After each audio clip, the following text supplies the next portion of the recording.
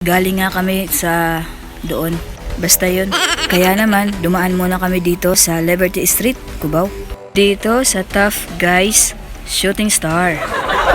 Ay, shooting range pala.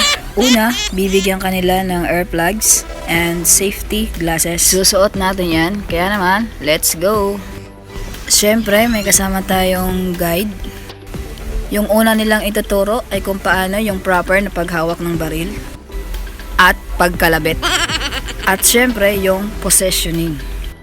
Sa trial, 3 kalabit, walang bala. Ang sunod naman ay kung papaano maglagay ng bala sa magazine. Isa kasi ito sa mga gusto kong ma-experience at nasa bucket list ko talaga ito noon pa man.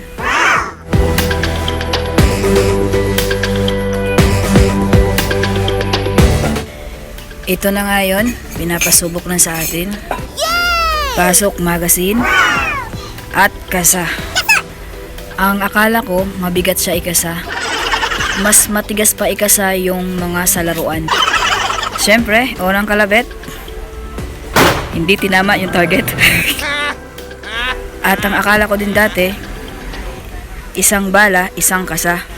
Yung pala, isang kasa lang, at yun, matatadtad ka na ng bala. Hanggang sa maubos yung laman ng magazine mo.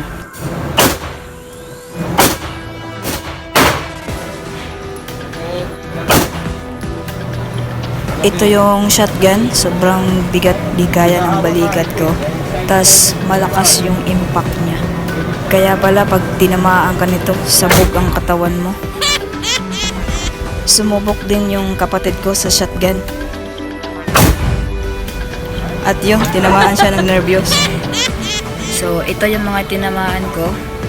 Ito yung una. Tapos ito na yung mga sumunod. O diba? Ang lalayo. Kaya naman, atras mga amigo!